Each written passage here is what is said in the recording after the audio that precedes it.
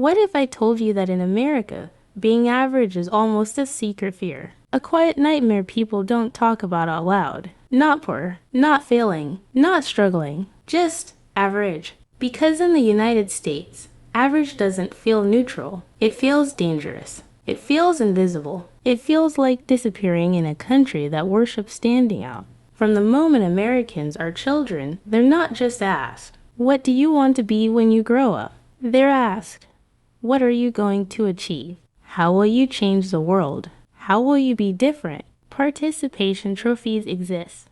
Yes, but so does something deeper, a constant whisper that says, "You are special." And if you're not, you're wasting your potential. And here's the uncomfortable question. What happens to a society when everyone believes they are meant for something extraordinary? In America, average isn't the middle, it's the threat. Scroll through social media. Everyone is building a brand. Everyone is launching a side hustle. Everyone is grinding. Everyone is glowing up. Everyone is optimizing their morning routine. Even rest has become productive. Even hobbies are monetized. Even personalities are curated. When was the last time you saw someone proudly say, "I'm doing okay"? Nothing special, just living. Why does that sound almost embarrassing? In many parts of the world, stability is success. A normal job, a decent house, family dinners, predictable weekends. That's a win. But in America, stability can feel suspicious. Like you settled. Like you stopped trying. Like you gave up on your true potential.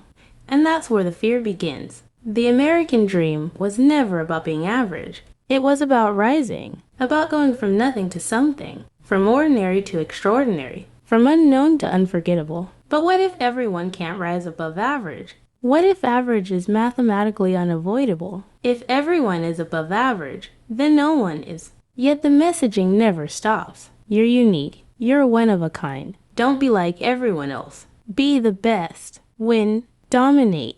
Stand out. Imagine growing up hearing that your life must be exceptional. That your story must inspire. That your career must matter. That your income must impress. That your relationship must be goals. That your body must be optimized. That your personality must be magnetic. Now imagine waking up at 32, sitting in traffic, going to a normal job, earning a decent salary, living in a normal apartment with a normal routine. Nothing is wrong, but nothing feels legendary either. Is that enough? In America, that question is terrifying because average feels like you lost a race you didn't even know you were running. And the competition starts early. Kids are ranked, graded, compared, put into gifted programs or not. Athletes are scouted. Talents are measured. College applications become identity statements. You're not just applying, you're branding yourself at 17. Even college isn't just education. It's status. It's networking. It's positioning. And then comes the workplace, where performance reviews, promotions, bonuses, LinkedIn updates, and job titles constantly remind you where you stand. Middle of the pack. That's not celebrated. Top 10%. That's the dream. But here's the psychological cost. When your culture equates worth with achievement, average starts to feel like a verdict on your value, and Americans internalize that deeply. Have you noticed how often people introduce themselves by what they do? I'm a lawyer. I'm a founder. I'm a consultant. I'm a content creator. Rarely, I'm just someone who enjoys life. Because identity is performance. If you're not achieving, are you progressing? If you're not progressing, are you stagnating? If you're stagnating, are you failing? This is the silent equation many Americans carry, and social media made it worse. Before the internet, you compared yourself to your neighbors. Now you compare yourself to the top 1% of the world.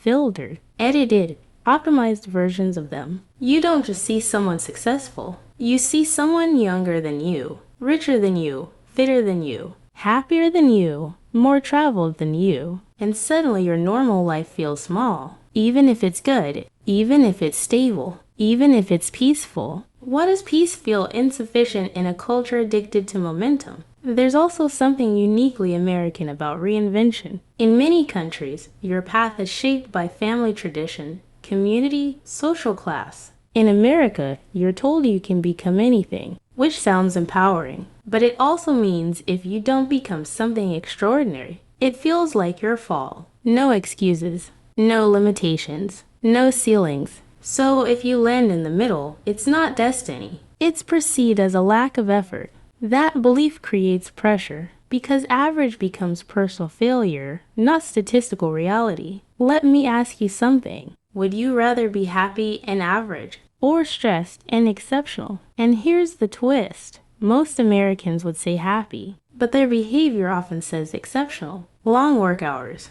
side hustles, personal branding, gym transformations, financial optimization, networking events, productivity podcasts, self-improvement books stacked on nightstands. It's not just ambition, it's avoidance. Avoidance of being forgettable. Because in a country built on visibility, invisibility feels like death. Hollywood tells stories of heroes, disruptors, prodigies, rebels. Rarely do we celebrate the quiet life of someone who simply existed peacefully. Even reality shows turn ordinary people into dramatic narratives of winning and losing. Second place is first loser. Participation is not enough. And here's another layer. Capitalism thrives on dissatisfaction. If your content being average, you buy less, you chase less, you upgrade less, you hustle less. But if you're slightly insecure about your status, your income, your body, your lifestyle, you become the perfect consumer. The fear of average keeps the economy running. Think about the language.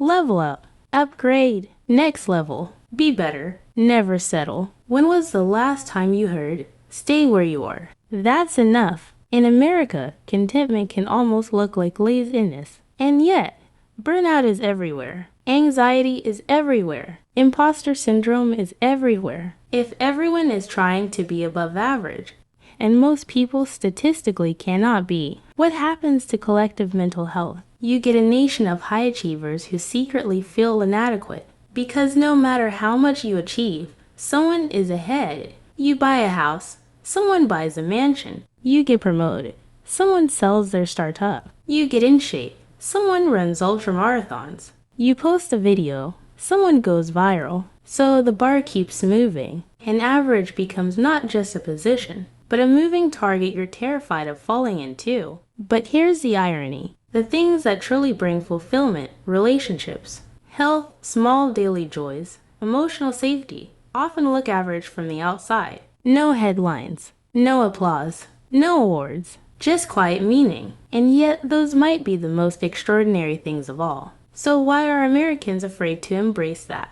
Maybe because the country itself was built on boldness, on risk, on leaving comfort behind, on chasing something bigger. Good enough wasn't the founding story. More was. But more has a cost. If you constantly measure yourself by how far above the middle you are, you never feel stable. You feel conditional. Worthy, but only if improving. Valuable, but only if visible. Successful, but only if exceptional. And here's a dangerous question. What if being average is actually freedom? Freedom from constant comparison. Freedom from performance. Freedom from proving. Freedom from optimizing every second of your life. What if average means balance? In many cultures, blending in means belonging. In America, blending in can feel like disappearing. But maybe disappearing from the competition is the only way to truly live. Let me ask you directly, do you feel pressured to be more than you are right now? Do you feel behind?